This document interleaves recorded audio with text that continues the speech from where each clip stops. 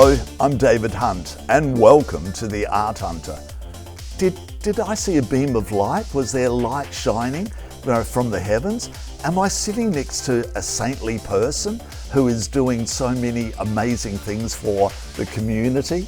In isolation, he created wonderful Zooms, online workshops with children with visual impairments, and then wasn't happy enough there, was streaming performances into aged care facilities. He's on track to be a saint within the next few months, I reckon. I'm joking, of course, but how wonderful, and we'll talk about that. A master's degree in everything to do with classical music. But San Francisco, why there and how did that happen? Trained as, I'm not going to tell you what instrument he plays, but you can tell over my shoulder probably what it is already. And he's likes also artistic director side of things as well. He performs in many countries and cities around the world, and he's overachiever. To the extent, the Peninsula Festival, what's all that? The music festival? So let's meet him. What's his name? I think it might be Ben. Hello. Hello. The Saint. And look at his saintly outfit that he's got on. Hey, we've got to start off with, I want to start off and talk about the stuff you've done for kids and all that and the age. But with the jacket, what the hell is going on here? And I'm so glad you bought another change thinking, if this is too much. If it's it can be a bit much sometimes, but yeah. So tell us the story about it. I mean, I do like it. I remember having a moment recently thinking, if not now, then when am I going to wear something? If I want to wear something like this, it's got to be now or never, right? And so the opportunity came up when my ensemble, we have a few really specific shows that we do around the state and around the country, and this one felt like it really fitted with this enchanted forest. We do an arrangement of Beethoven's Pastoral Symphony with Debussy's Prelude to the Afternoon of a Faun, and this has this nice little tree motif on it. Whoa, fantastic. And it sort of came about. So did you have it handmade or something? No, it was just an online purchase. I Wow.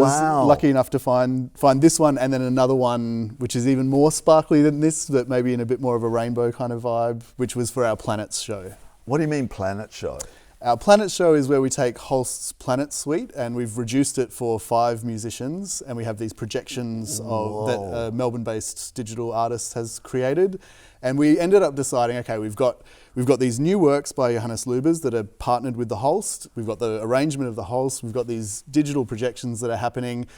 Why don't we include the performers as well? We're all virtuosic performers in our own right, but we want the clothes to match. So we just started encouraging everyone to go for some sparkles to get that starry Fantastic. feeling. Yeah. And how smart, classical music needs to upgrade itself a bit. It's lovely seeing everyone dressed in black and on stage, but you're taking it to the limit where it's a bit of showbiz. I think so too, and it's also about embracing each individual's personality as well. I think for any of the Inventi Ensemble performances that we do, we really try to encourage our players to have a loose guide so that there is some cohesion visually for the audience, but also to just let people be themselves in the clothes that they wear, rather than saying everyone has to wear a tuxedo, everyone has to have wrist-length sleeves. It's not really my part. Fantastic.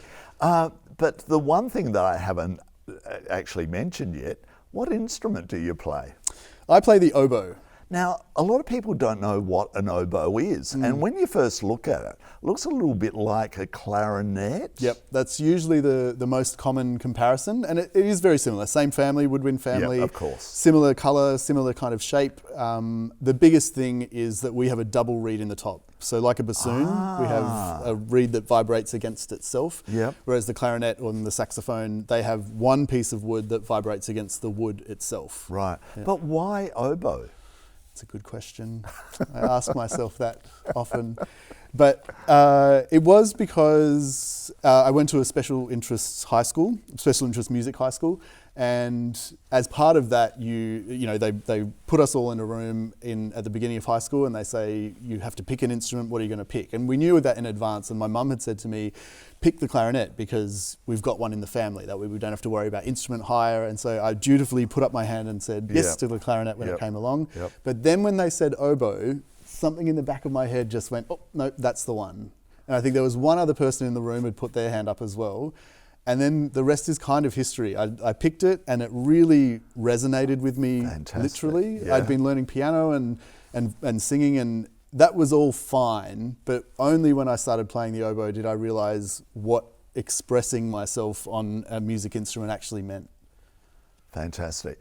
But in an orchestra, how often is an oboe used? It's not all the time, is it? Not all the time. We do get a lot of the big themes, though. There's the big Swan Lake theme. Oh, okay. There's a lot of stuff in Beethoven, and we do get a fairly big chunk of the solos that happen throughout. I think oboe and French horn, that kind of, and the concertmaster perhaps, we do get a lot of them. Usually the oboe is seen as kind of the melancholy lyrical line that comes out in any of the pieces, and it has that pastoral kind of shepherd on a rock vibe to it as well. Okay. So San Francisco, why did you end up there? And tell us the story in length. Although classical music people tend to travel the world a lot and work out of other cities, don't they? Yeah, it's true. So I grew up in Adelaide and then went over to Canberra and did my undergraduate in Canberra, then went to Germany and did a 2-year diploma in Germany, and then came back to Australia for a little bit. My partner at the time was working at Stanford University, which is near San Francisco, and I had gotten some work with orchestras back in Australia, but I wasn't quite ready to be full-time back in Australia, so I went over to visit my partner, and he and I were just talking about what our plans for the future would be, and I had some lessons with different people in San Francisco, and it just was the right fit. It's always interesting, I think, with teachers. It can be difficult, it can be challenging if you don't get on, or even if you can still work with someone if you don't get on with them, but I think you do have to be the right fit. And I met my teacher, James Moore, in San Francisco, and I played for him, and he had some really interesting ways of supporting what I was already doing, but pushing me to the next level. Okay. So I did my master's in performance there, and learned a lot as well, because it was a half academic, half performance-based master's, which meant that all of the academic work that I was doing was with some of the best and most interesting performer academics in the country as well. Do you teach at all? I do, yeah. Right. I teach at Melbourne Uni, and I have some private students as well. Right. Yeah. Okay. Before we talk about traveling the world, let's talk about the fact that what you did online during COVID with the kids. Sounds lovely, Ben. So you are going to be a saint. I can see the rays coming down over your head now. I don't know about that, but it was. I think a lot of these things, even from a young age, I think probably from my parents' influence, even from a young age. Mum used to sort of say, we're going to the aged care centre today, and sometimes I would sing, or she'd say, bring your oboe. You can sing as well. Not anymore. Oh. It was when I was a child. It was maybe I was just more courageous as a child.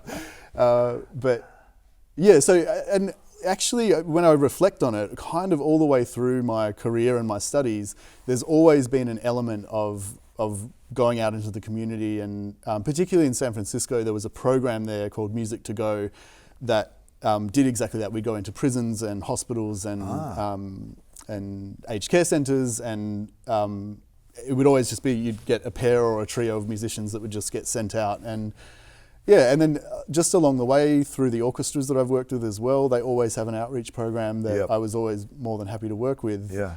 And so I've kind of just managed to factor that in. The ensemble, Inventi Ensemble, we also started up some workshops in the immigration detention centres in Melbourne, just going in to the 2 different centres once a week and doing that. So all of this is just leading to working the program is called Sound Matters at the Recital Centre, and that's where working with the kids with visual impairment and who are blind started.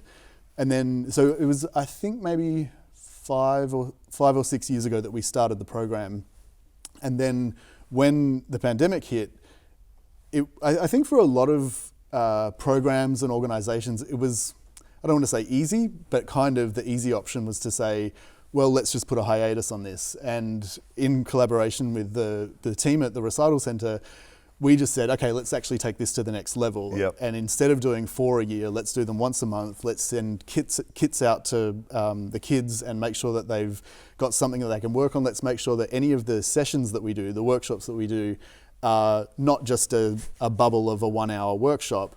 It's something that they can then do in subsequent days and weeks. So we were doing things like sending out these little kits of bobby pins and wooden boxes and little double-sided Gorilla Tape and things like that, so that they would make these thumb pianos. And so we would go onto a Zoom session, and it was fascinating for me as well, after having significant amount of experience working with these kids who are blind or visually impaired, and then realizing when I'm not in the room with them how much more descriptive I need to be, and how we really need to increase that level of communication to make sure that everyone is cared for and that everyone has the right experience and the valuable experience coming away from that. Yeah. And did you get a lot out of it? Was it, I loved it. I had a ball. Yeah. Even making the instruments for myself was just a hoot. And were they all at home? So they were doing it with their help with their parents? Yeah, and often, more often than not, it was with their parents. We sort of incorporated that into the activities so that it would be a group activity. But also sometimes, and it was more than fine for this to be the case, sometimes it would be the child by themselves, and that was wonderful too, to maybe give the parent a bit of time to go and do their own thing. True. Yeah. Although they might have had difficulty, handling it by themselves in some potentially, cases. But again, that's where we, as a team, we tried really hard to make sure that all of the information was sent out well in advance, or we would maybe do a pre-recorded instructional thing. When you're getting ready for this, make sure that at 9 o'clock you've got your wooden box. At 12 o'clock you've got your bobby pins. At 3 o'clock you've got your double-sided tape. Smart. And did you work with part of the education department or something? Is that we worked with Vision Australia. That was one of the, and still do. This is an ongoing program, and that's just been the best thing. Partnering with Vision Australia and me being able to learn from the experts at Vision Australia, and being able to weave into their world, their community, where we have these ideas as creatives and kind of go, oh, what about getting into a room and putting 16 speakers around the room, and then making sure that the kids can all manipulate the sounds coming through the speakers so they get this 3D experience. Is that practical? And that's where Vision Australia can come in and say, well, it might be a bit overwhelming for some of them because for whatever reason, but having that resource is just invaluable, because we can have these sky-high dreams. Of course. Yeah. Well, but it's so wonderful that you're doing this. So good on you for that. And what about the aged care facilities? Was that more, was it classical music you were playing, or did you play, songs they could sort of hum along to? A bit of everything. So the reason we started working, my ensemble has worked in aged care for many years pre-pandemic, and it is a passion of ours. Whenever we've gone in, generally we'll play some familiar tunes, but the feedback that we got quite early on was, don't dumb it down. There are people in aged care centres who are obsessed with the high classics. And again, what our ensemble does is take these familiar large-scale works, but do it for a chamber music ensemble. So then to be able to bring that in and to inspire this nostalgia and memories. We've had people coming up and saying, like, oh, in the 50s I went to Vienna and I saw this Mozart, and it just, reinvigorates the memories that they had. So it ends up being a big difference. When we started doing the Zoom sessions, while we were also in lockdown, so there's been these different phases, of course, So when we were all in the hard lockdown where players were also locked down, we created these 10-minute sets. And so it was quite nice that it meant that our players as well could really focus on what they were passionate about at that point in time. And I remember there was a viola player who is a beautiful improviser. And so she ended up just doing this beautiful solo improvisation that went for about, I think, 2 lots of 4 or 5 minutes. And it was just beautiful, a sort of meditation. But then a couple of violins, so 2 violin players who are also a couple, were living together. Yeah. And they were able to play, a Bach double. And so that was also beautiful, but in a very different listening experience kind of way. And so over the course of about an hour, we would have maybe 5 sets of 10-minute music interludes, ranging from improv to some jazz things to some sing-alongs.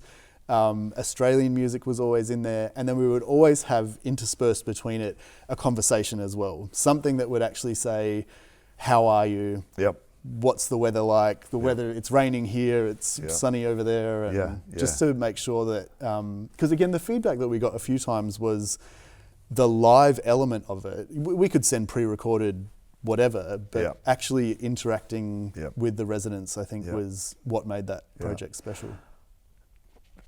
Traveling overseas, which you would have done a lot because it's all that experience you need, well, the San Francisco side of it. Did you love it, or was it? Well, of course you did. I loved it. I still love it. I actually went to Berlin a couple of months ago, and that was my first post. Oh, working? Working. Also, so the Musik Fest was on at Berlin Phil, so all of the best orchestras from around the world were gathering in Berlin. So it was a treat to do that.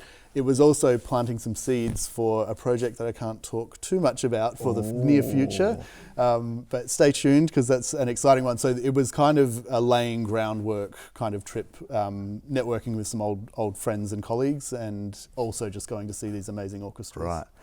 Now, you're very much involved in behind the scenes, like creating the planets and this thing that we can't talk about, and the children and the aged care. You like the producing side of it. Tell us why.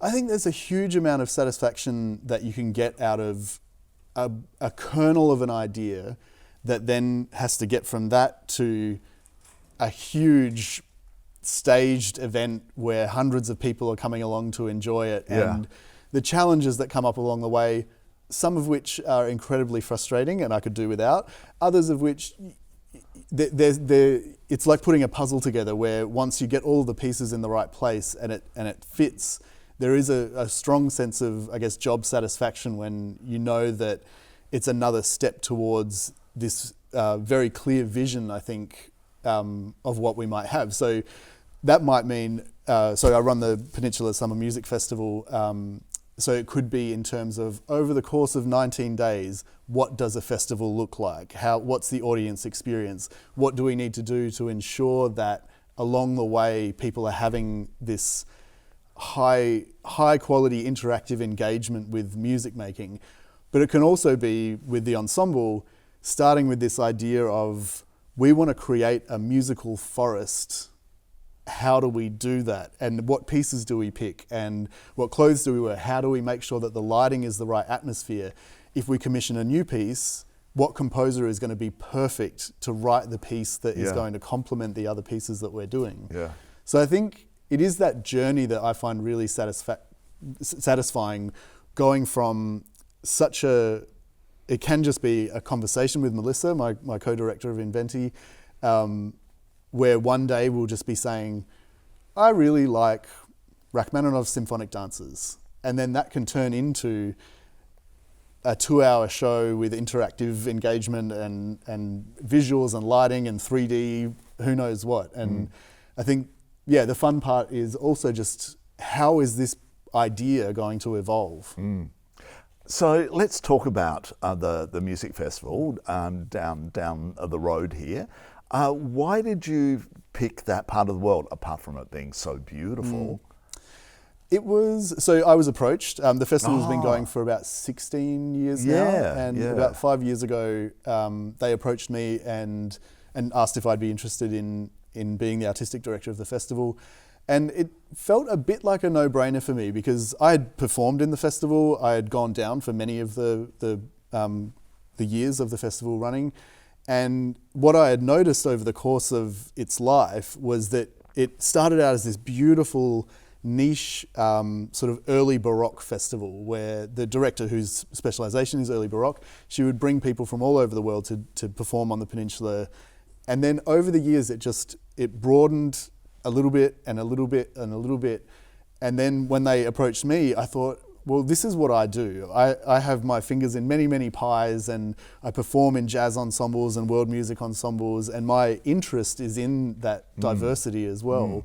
Yeah. And it felt to me like a very exciting and challenging playground almost of how can I use my interest and my expertise in a festival like this to be more inclusive, be more accessible, be more diverse. And over the last 5 years, even through the challenges of the pandemic, it's nice to look back now and see the evolution that it's had and then where it's going to be going as well. Yeah, and I feel that it's going to really move forward now, and especially with somebody like you, like not sort of blowing in your pocket too much. I was going to say pissing, but I'll say blowing. Like it's with the interest that you've got and the exciting things that you're doing on the side, you're the perfect choice for them. So it was a smart move to get you involved. I feel. I hope so. Yeah. I am proud of what I've done and very excited. So Melissa, my co-director of Inventi, she's now come on board as co-director of the festival as well. And I think we've had about 20 years of experience working together. We studied together in Canberra, and then we went our separate ways, and then ended up in the same city, and it sort of made sense for us to start working together. And I suppose there's that element of us knowing each other so well, but also having similar creative goals. But also, I think along with 20 years of working with each other comes an honesty, and being able to have a soundboard from someone like that is very special. So I'm excited about where we're going with that. And you have performances in churches and in halls, and there's so many beautiful little towns down on the Morning Peninsula, isn't there? Flinders, I have a friend that lives in Flinders, and she actually went one time in the church, I think it was, and loved it. And then went on to a few other places. Yeah, I think one of our catch lines, I think, is unique music in unique places. And the St. John's Church is beautiful. There are these David Wright stained glass windows that have been installed in there, and they're stunning. I think to go in and listen to music and be in a space that has work like that in there is an experience on its own. And then outside of that, we've developed a relationship with Peninsula Hot Springs as well. So we have performances at the hot springs, sometimes in the hot springs. Whoa! And it's definitely... in the nude? Not in the nude, not yet. We'll talk to them about that at some point. But it is, as a performer, they have this amphitheatre stage, and you'll be on the stage looking out to, I think there's 12 maybe hot springs, hot pools, that you're looking out, and they're sort of going up. And the fascinating thing is, it's not like any other audience. There are all these people who are, completely relaxed, just sitting in these pools, and you'll be playing your music, and then they might emerge from the pools at some point, and then suddenly there's a whole host of people in white robes just slowly moving around. But is that off-putting though, Ben, because they're not sitting there concentrating on what you're doing? I love it, and I think it's another one of those moments of, with careful programming, of choosing the right pieces and choosing the right performers who understand what the experience is. I think it works really well, because if you can play, it doesn't necessarily mean no Bach allowed, or like let's not play Hindemith. It just means that the way that you play it and the way that you approach it as a performer can include this aspect of, maybe when I finish, there won't be applause, and that's okay. It's people are enjoying it in a different way. And I think over the years, that's the feedback that we've gotten as well. And you obviously would be doing it in wineries, like out in the fields, or sometimes. And again, in recent times, sometimes it's been easier to do it outside, so that there's less just with capacity and things like that. Yeah. But it comes with its own challenges of weather. Well, especially right now. It's crazy stuff. So how many performances are there this coming year? For this year, I'm pretty sure we have 21 performances across 19 days. So the main bulk of it is in the first 2 weeks. And then we've got a couple of satellite events that happen just after. How hard is it finding the people to perform? That would be a challenge because everyone's it's around Christmas time, so everyone's on holidays and or somewhere else in the world. Damn, I really wanted them, but they're not here. It's interesting. I think again. It's a combination. Some people are desperate for work around that time because it's also it's also a bit of a downtime for some musicians, and it can for different people obviously different priorities, and for some people it can be the perfect little project to have over the summer to maybe work on something that they've wanted to for a little while. And the other thing is a lot of the time we have international artists coming back to visit their families, and so suddenly it gives them a reason as well to go, maybe I can come back and do a bit of work while I'm back as well, and keep my finger in the pie here as well. But how do you know that they're around, or is it just what the biz is about I think that's the classical music mostly, world? I do have from the time in America and Germany. I do have a fairly extensive network. To a degree, I wait for people to come to me as well. I think lots of people are aware of the festival excuse now. me. Well, I wait until they come to me. Well, I think it's sometimes anyway. But also as a programmer, it is a matter of handpicking the right people for the right places and also with the right attitude, I think, for performers. Okay. Are you doing the planets?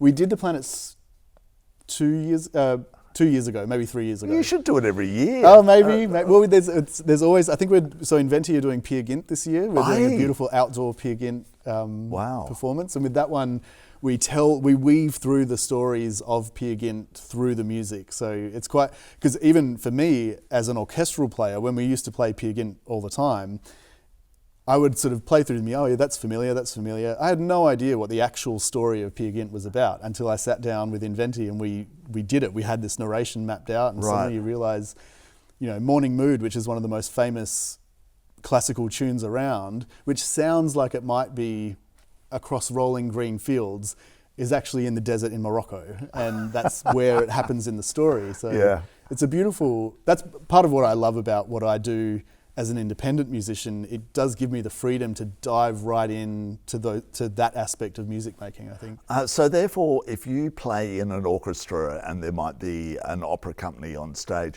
you've got no idea what's going on. You just sit there and go, I'm cool, I'm playing my own thing. I don't care what's going on stage. I think some musicians maybe, but even when I was playing more full-time in orchestras, I can't help myself. I'm voracious when it comes to wanting to know what a production is, wanting to know what my role is in it. Even if I am just an oboe player in an orchestra, I want to know, am I playing the love song here? What's happening on stage? Are they giving each other sarcastic looks, and does that affect the way that I play it? I think it's all part of it. Yeah, well, it sounds as if you're really forging a wonderful career for yourself. And congratulations. And that saintlyhood will be happening soon. We'll see. But congratulations on a brilliant career, for becoming a saint, and for the festival. What's it called? When's it on? It's the Peninsula Summer Music Festival. So in 2023, it always happens in January, and it always starts on the 1st of January and usually covers the first 2 weekends. So this year it'll be the 1st to the 19th of January. And you can find all of the information on peninsulafestival.com.au. And the fact is there's so many people down there at that time of the year. That's a downside, I suppose, because travelling around because of the roads are all packed. Can be. Do you panic a bit that you're not going to get... We're usually okay. I think a lot of the time we try to communicate as much as possible as the producers of the event. If there's going to be a market day or something, we try to make sure that people understand to leave a bit more time. Yeah. But it actually just gives a nice buzz to the peninsula, I think, when there's a lot of people around. Have you ever had a situation where the players don't show up in time because of traffic jam? It came close, but we haven't ever had to actually delay a performance, at least under my my rule. But the thing is, I think people would understand because Yes. they know how busy it gets down that neck of right. the woods. Ben, thank you so much for coming on today, and congratulations on a brilliant career. Thank you. You've been watching The Art Hunter. I'm David Hunt, and we'll see you again real soon. Bye.